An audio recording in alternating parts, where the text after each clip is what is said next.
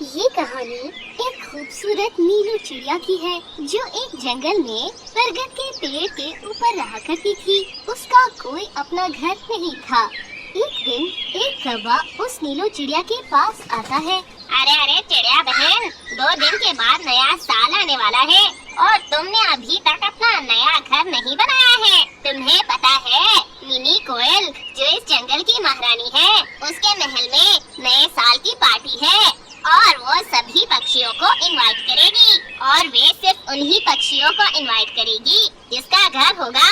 अरे क्या, मेरा तो कोई घर ही नहीं है। अरे चिड़िया बहन, उस पार्टी में एक से बढ़कर एक भोजन की व्यवस्था होगी। तरह तरह की पकवान की व्यवस्था है, भोजन की व्यवस्था है। मुझे तो बड़ा मजा आएगा उधर। मैं तो नए साल की पार्टी में खूब मजे करूँगा। उधर खाना खाऊंगा, नाचूंगा, गाऊंगा, बहुत मजा आएगा। अरे अरे, मुझे भी इस पार्टी में जाना है, मस्ती करनी है। तो उसके लिए तुम्हें 2 दिन में अपना घर बनाना पड़ेगा, तभी मिनी कोयल तुम्हें वहाँ पर दावत देंगी। लेकिन 2 दिन में मैं अपना घर कैसे बनाऊंगी? ये संभव नहीं है। अरे बहन, आप चिंता ना करें, मैं आपकी सहायता करूँगा घर बनाने में। तभी एक मौजूद चिड़ा नीलू चिड़िया और कौवे की बातें सुन लेता है। अच्छा, तब ये लवारिस चिड़िया नए साल की पार्टी में जाने के लिए घर बना रही है। जब मैंने इसे कहा था कि मुझसे विवाह कर लो, मैं तुम्हें हमेशा खुश रखूंगा, तो इस चिड़िया ने सब पक्षियों के सामने मेरा अपमान किया था। बोलती है मेरा शक्ल बंदर जैसा है, अब इसे मजा छकाता हूँ, देखता हूँ कैसे ये लवारिस चिड़िया उस नए साल की पार्टी में जाती है। इधर चिड़िया धीरे धीरे से कौवे के साथ घर बनाना शुरू कर देती है। इस तरह से एक दिन बीत जाता है। इधर नए साल की पार्टी में सिर्फ एक दिन बचा था और चिड़िया का घर अभी आधा बना था। अरे कौवे भाई साहब, मुझे नहीं लगता कि मेरा घर एक दिन में पूरा बन पाएगा। अरे चिड़िया बहन, बन जाएगा। अब तक तो हमने आधा घर बना लिया है ना आपका, दोपहर तक पूरा बन जाएगा। तब तक मिनी कोयल के नौकर भी आ जाएंगे सभी पक्षियों को दावत देने के लिए। तब तक तुम्हारा घर बन जाएगा। चिड़िया और कौवा घर बनाने में लगे होते हैं। अरे चिड़िया बहन, आपका घर तो बन गया, बस थोड़ा सा रहता है। थोड़ी सी घास चाहिए, फिर आपका पूरा घर बन जाएगा। अच्छा, चलो हम दोनों चलकर घास लेकर आते हैं। इससे मेरा घर दोपहर तक पूरा बन जाएगा और फिर मैं भी नए साल की पार्टी में जाऊंगी। चिड़िया की खुशी का ठिकाना नहीं था। उसका घर भी बनने आया था और अब वो नए साल की पार्टी में भी सब पक्षियों के साथ जा सकती है। दोनों घास लेने के लिए वहाँ से चले जाते हैं। तभी वहाँ पर वो जो चिड़ा आता है। अच्छा, तो इस चिड़िया ने कौवे के साथ मिलकर घर बना ही लिया, और मैं तो इसे किसी भी अवस्था में नए साल की पार्टी में नहीं जाने दूंगा। इससे पहले कि वो यहाँ आ जाए, मुझे इस चिड़िया का घर तोड़ना ही पड़ेगा। मुझे चिड़िया का बनाया हुआ सारा घर तोड़ फोड़ देता है और वहाँ से चला जाता है। इधर चिड़िया और कौवा घास लेकर आ जाते हैं। अरे चिड़िया बहन, अब आपका घर दोपहर होने से पहले ही बन जाएगा। अब आपको कोई भी नए साल की पार्टी में आने से नहीं रोक सकता। हाँ कौवे भाई साहब, अगर इस कार्य में आपका साथ नहीं होता तो मैं इसको कभी भी सफल नहीं कर पाती। दोनों उड़ते हुए चिड़िया के बनाए हुए घर के पास आते हैं और वे जब वहाँ आकर देखते हैं तो दोनों के होश ही उड़ जाते हैं। अरे मेरा घर कहाँ चला गया? अभी तो हमने मेरा घर यही बनाया था, फिर यहाँ से कैसे चला गया? लगता है किसी ने जानबूझकर तुम्हारा घर तोड़ा है। शायद कोई ऐसा है जो तुम्हें पार्टी में जाने से रोक रहा है। ऐसा कौन कर सकता है भला? मुझे पता है ये कार्य किसने किया है। वही मौजूद चिड़े ने किया है। कौन है वो बहन जी? वही मौजूद चिड़े ने किया होगा ये सब। मैंने इस लफंगे से शादी करने से इनकार कर दिया था। लगता है उसका बदला लिया है उसने। तभी मौजूद चिड़ा वहाँ पर आता है और कहता है, अरे महारानी साहिबा के हाथों बहुत अच्छा भोजन बना है। इतने सारे फल है, फ्रूट है, जिसे जितना मन होगा उतना खा सकता है। मैं तो खूब दबा दबा के खाऊंगा। अरे तुमने ये सही नहीं किया मौजू। तभी वहाँ मिनी कोयल के गुलाम कौवे और चिड़िया के पास आते हैं। और कौवे, तुम्हारा कोई घर है? हाँ, वो सामने मेरा घर है। ये लो तुम्हारा दावतनामा। कल सुबह महारानी के महल में आ जाना। नए साल की पार्टी में खूब मस्ती करना। मैं जरूर आऊँगा। अरे ओ चिड़े, तुम्हारा कोई घर है? सरकार, ये रहा मेरा घर। फिर ये लो तुम्हारा आमंत्रण पत्र। कल सुबह तुम भी आ जाना। मैं तो जरूर आऊँगा। अरे चिड़िया बहन, आपका घर कहाँ है? उस समय चिड़िया खामोश रहती है। अरे इसका तो कोई घर ही नहीं है, ये तो लावारिस है। हा। अरे हमने नीलो चिड़िया का घर बनाया था, पर इस मोजो चिड़े ने वो घर तोड़ दिया था ताकि चिड़िया बहन महारानी साहिबा के पार्टी में ना जा सके नए साल की पार्टी मनाने। वो सब हम नहीं जानते, वो आप लोगों की अपनी समस्या है, इसलिए आप क्षमा करना चिड़िया बहन। इसलिए हम आपको आमंत्रण पत्र नहीं दे सकते। ये कहकर वे गुलाम वहाँ से चले जाते हैं। ये सब देखकर नीलू चिड़िया बहुत ज्यादा उदास होती है कि उसे नए साल की पार्टी में जाने का मौका नहीं मिला। वो वही उदास होकर पेड़ पर बैठकर रोने लगती है। अगले सुबह जंगल के सारे पक्षी महारानी साहिबा के यहाँ पार्टी के लिए चले जाते हैं। अरे ये क्या हो गया? इस लावारिस चिड़िया को तो जाने का मौका ही नहीं मिला। नए साल की पार्टी में जाने का। सारे पक्षी कितने खुश होंगे नए साल की पार्टी में जाने के लिए। अरे मोजो चिड़े, जाओ यहाँ से, वरना मैं तुम्हें बहुत मारूंगा। हाँ, जाता हूँ। तुम रोते रहो बैठ के इस बेचारी चिड़िया के साथ। अरे कौवे भाई, आप नहीं जा रहे नए साल की पार्टी में? अरे नहीं चिड़िया बहन, मैं यहीं रहूँगा आपके साथ। जब आप नहीं जा रही पार्टी में, तो मैं वहाँ जाकर क्या करूँगा चिड़िया बहन? अरे नहीं कौवे भाई साहब, आप जाइए। आप मेरी खातिर अपनी खुशी क्यों बर्बाद कर रहे हैं? आप जाइए, मैं यहीं बैठी हूँ। तभी वहाँ पर मिनी कोयल, जो कि जंगल की महारानी है, वे सारे पक्षियों के साथ उड़ती हुई चिड़िया और चिड़े के पास आती है। अरे महारानी बहन, आप यहाँ? चिड़िया बहन, मुझे सब पता चल गया कि कैसे तुमने अपना घर बनाने में योगदान किया और कैसे इस मौजू चिड़े ने तुम्हारे साथ धोखा किया। अब मैं नए साल की पार्टी तुम्हारे साथ मनाऊंगी और मेरे गुलाम तुम्हारे लिए जंगल में एक बड़ा सा घर बनाएंगे। आओ अब सब मिलकर इस नए साल की पार्टी एक साथ मनाते हैं और उस चिड़े को इस जंगल से निकाल लेते हैं। आपका बहुत बहुत शुक्रिया महारानी जी। उसके बाद सारे पक्षी नए साल की पार्टी में खूब मजे करते हैं, पटाखे फाड़ते हैं, तरह तरह के खाने खाते हैं, नाचते हैं, गाते हैं। इस तरह से उस नीलो चिड़िया ने पार्टी भी अटेंड की और हमें इस कहानी से ये शिक्षा भी मिलती है कि जो बुरा कार्य करता है उसको एक न एक दिन दंड जरूर मिलता है। चुन्ना बचपन से ही बहुत शरारती था।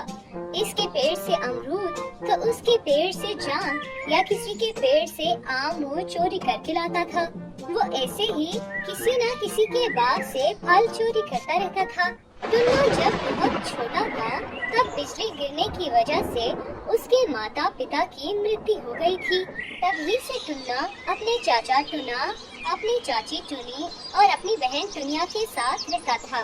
टुनी के इस तरह के फल चोरी करने की वजह से सबने मिलकर उसके चाचा टुना से उसकी शिकायत लगा दी। उनमें से मैक्स ईगल बोला, देखो टुना, समझाओ अपने भतीजे को, मेरे पेड़ के सारे अमरूद इसने झूठे कर दिए, अब हम खाए क्या? तभी कौवा बोला, और मेरे पेड़ के भी सारे आम तोड़कर खुद खा लिए और बाकी बच्चों में भी बांट दिए, अब हम खाए क्या और हमारे बच्चे क्या खाए? तब पोपी कबूतर ने बोला, और मेरी गावन की फसल पर खेलकर सारा फसल नष्ट कर दिया। ऐसा कब तक चलेगा टुना? समझाओ अपने भतीजे को। हाँ टुन्ना भाई, ऐसे नहीं चलेगा। ये कहते हुए सब एक साथ चिल्लाने लगते हैं। हाँ टुन्ना भाई, ऐसे नहीं चलेगा। टुन्ना चाचा को बहुत गुस्सा आ जाता है और वे टुन्ना को बहुत ज्यादा मारने लग जाता है। हाँ हाँ, और मारो, जब देखो बदमाशी करते फिरता है। इसको देख देख कर मेरी बेटी भी बिगड़ गई है। फिर वे दुनिया की तरफ मुंह करके कहती है, दुनिया तू क्यों खड़ी है यहाँ से, चल यहाँ से। फिर दुनिया को लेकर घर के अंदर चली जाती है और इस तरह से टुना को मार खाते हुए सब देखकर वहाँ से चले जाते हैं।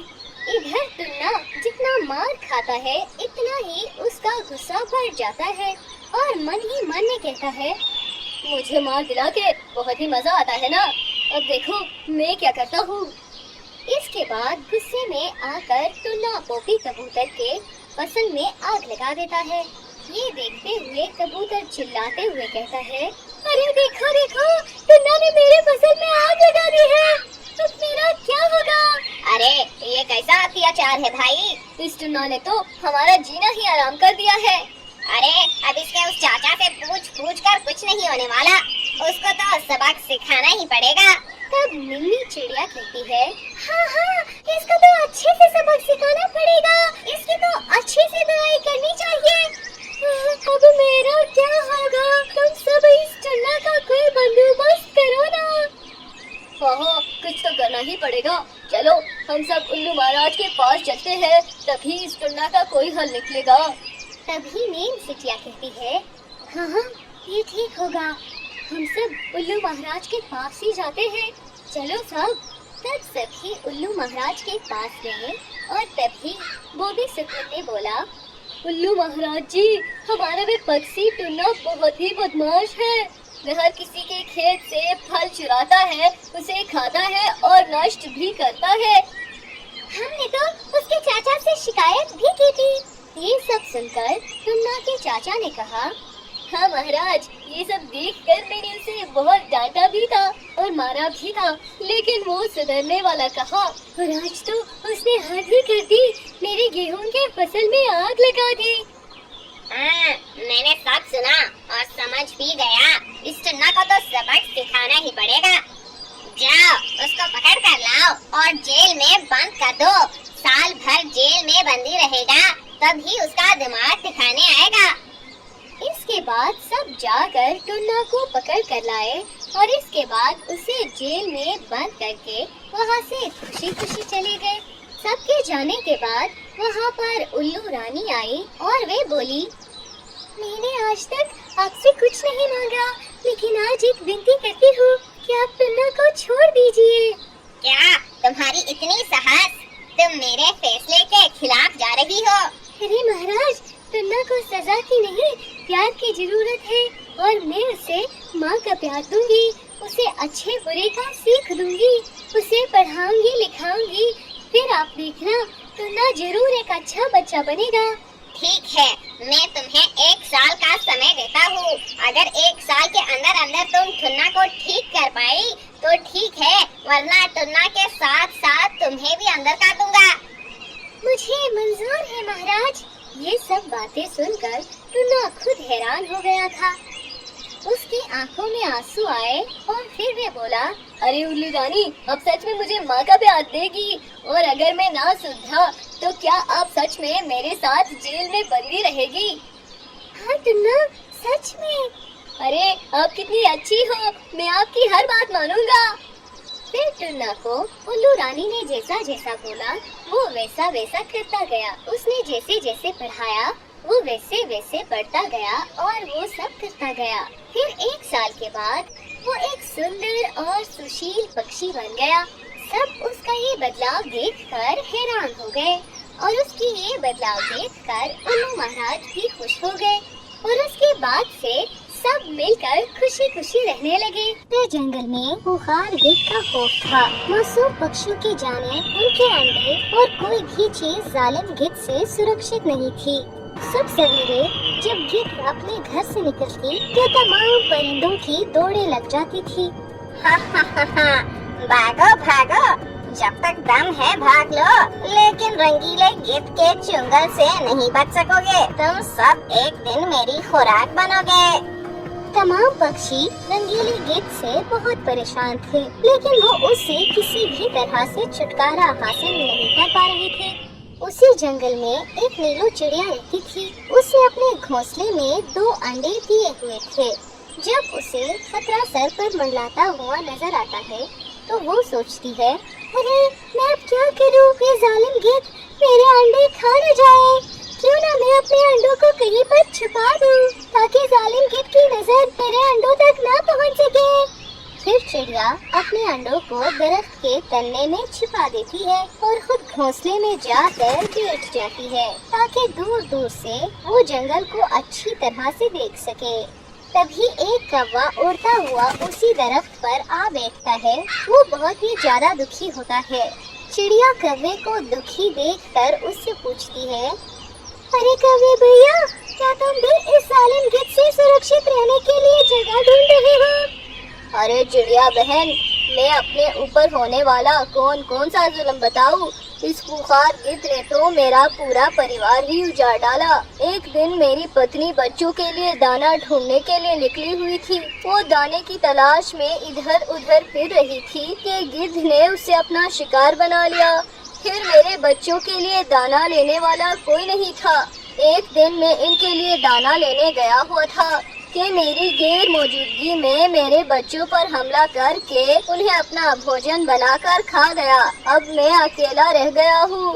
कोई भी इस जंगल में मेरा अपना नहीं है। अरे कौवे भैया, मुझे ये सुनकर बहुत अफसोस हुआ और जालिम गिद्ध पर बहुत गुस्सा आ रहा है। तुम चिंता मत करो और मुझे अपना दोस्त समझो। तुम इसी दरख्त पर घोंसला बना लो। हम एक दूसरे का ख्याल रखेंगे। अरे चिड़िया बहन, तुम यहाँ अकेली रहती हो क्या? तुम्हारे कोई बच्चे नहीं हैं? कौवे भैया, मेरे 2 अंडे हैं। मैंने गिद्ध के खौफ से उन्हें दरख्त के तने में छिपा दिया है। हाँ बहन, ये तुमने बहुत अच्छा किया है। कौवा घोंसला बनाकर वहाँ रहने लग जाता है। कुछ दिन ऐसे ही गुजर जाते हैं। चिड़िया के अंडों से बच्चे निकल आते हैं। वो दरख्त के तने में ही अपने बच्चों को भोजन कर जाती थी। एक दिन चिड़िया अपने बच्चों के लिए भोजन लेकर जा रही होती है कि गिद्ध उसे देख लेती है और उसका पीछा करने लग जाती है। चिड़िया दरख्त के तने में जाकर अपने बच्चों को भोजन करवाने लग जाती है। गिद्ध ये सब देख रही होती है। अरे रंगीले, आज तो तेरी किस्मत खुल गई है। आज तो नरम गोश्त से अपना नाश्ता करूँगा। कितने दिनों के बाद ऐसा नाश्ता करने को मिलेगा। अच्छा बच्चों, अब तुमने भोजन कर लिया है। अब मैं चलती हूँ। कुछ देर बाद मैं वापस आऊंगी। चिड़िया जब दरख्त के तने से बाहर निकलती है तो सामने गिद्ध उसके इंतजार में बैठी होती है। गिद्ध को देखकर उसकी सांसें रुक जाती है। वो अपने डर पर काबू पाते हुए गुस्से में कहती है, ए जालिम गिद्ध, अगर तुम मेरे बच्चों को खाने के इरादे से आई हो तो ये तुम्हारी भूल है। मैं तुम्हें अपने बच्चों को हरगिज नहीं खाने दूंगी। चिड़िया की आवाज सुनकर कौवा वहाँ पर आ जाता है और इसके बच्चे भी तने से निकल कर आते हैं। गिद्ध की नजर चिड़िया के बच्चों पर होती है, लेकिन चिड़िया अपने बच्चों को बचाने के लिए खुद को गिद्ध के हवाले करने का फैसला कर लेती है और वे कौवे से कहती है, अरे कौवे भैया, तुम जल्दी करो। मेरे बच्चों को यहाँ से लेकर किसी सुरक्षित जगह पर ले जाओ। मैं इस जालिम गिद्ध का मुकाबला करती हूँ। चिड़िया बहन, इतनी बड़ी गिद्ध का मुकाबला करना बहुत मुश्किल है। तुम अपना ख्याल रखना। तुम अपने बच्चों की चिंता ना करो। मैं उन्हें बहुत ही सुरक्षित जगह पर ले जाऊंगा। कौवा चिड़िया के बच्चों को लेकर चला जाता है। चिड़िया खुद को जालिम गिद्ध के हवाले कर देती है और जालिम गिद्ध उसका गोश्त नोच नोच कर खा जाती है। चिड़िया को खाने के बाद गिद्ध गुस्से में कहती है, कहाँ तक भागोगे? इस सारे जंगल में मेरा ही कब्जा है। एक दिन मैं तुम्हें जरूर ढूंढ निकालूंगा। कौवा चिड़िया के बच्चों को सुरक्षित जगह पर ले जाता है, जहाँ कुछ दूसरे पक्षी भी मौजूद होते हैं। उनके रहने के लिए एक छोटा सा घर बनाता है। अरे कौवे अंकल, हमारी माँ कब तक आएगी? मुझे उसकी बहुत याद आ रही है। अरे हाँ कौवे अंकल, मुझे भी माँ की बहुत याद आ रही है। उसे जल्दी बुलाओ यहाँ पर। अरे बच्चों, तुम चिंता मत करो। तुम्हारी माँ बहुत जल्द ही यहाँ पर आ जाएगी। दूसरे पक्षी जब कौवे और चिड़िया के बच्चों को देखते हैं तो वो उनसे यहाँ आने की वजह दरियाफ्त करने लग जाते हैं। तुम कहाँ से आए हो और चिड़िया के बच्चे तुम्हारे साथ कैसे रह रहे हैं? कौवा उन्हें अपने साथ होने वाली सारी घटनाएं सुनाता है। अरे कौवे भैया, हमें ये सुनकर बहुत अफसोस हुआ है। इस जालिम गिद्ध के बारे में हमने भी सुना हुआ है, लेकिन वो जंगल के इस तरफ कभी भी नहीं आई, इसलिए हम यहाँ पर शांति से रह रहे हैं। वो गिद्ध बहुत जालिम है, वो हमारा पीछा कभी नहीं छोड़ेगी। वो हमें ढूंढते ढूंढते एक दिन यहाँ पर जरूर पहुँच जाएगी। अरे कौवे भैया, तुम चिंता मत करो। अगर वो जालिम गिद्ध यहाँ पर भी आ गई तो मैं उसका मुकाबला करूँगी। ये बात सही है कि मैं अब बूढ़ी हो गई हूँ, मगर मैं उसका मुकाबला करने की पूरी कोशिश करूँगी। अरे बहन, जैसा तुम समझ रही हो वैसा बिल्कुल भी नहीं है। वो बहुत ताकतवर है, कोई भी उसका मुकाबला नहीं कर सकता। अरे कौवे भैया, फिर हमें क्या करना होगा? हमें उसका मुकाबला करने के लिए कुछ सोचना पड़ेगा। मैं तुम्हें एक जगह बताता हूँ, तुम वहाँ जाकर नीलो चिड़िया की खबर लो कि वो किस हाल में है। बच्चे उसे बहुत याद कर रहे हैं। ठीक है, मैं आज रात ही जाकर उसका पता करता हूँ और सुबह होने से पहले पहले आ जाऊँगा। दिन को जाना खतरनाक साबित हो सकता है। जैसे ही रात होती है, दूसरे परिंदे सो जाते हैं और उल्लू अपने सफर पर रवाना हो जाता है। जब वो कौवे की बताई हुई जगह पर पहुंचता है तो वहाँ पर उसे कोई नजर नहीं आता। वो इधर उधर देखने लगता है कि अचानक से उसकी नजर जमीन पर पड़ती है तो उसे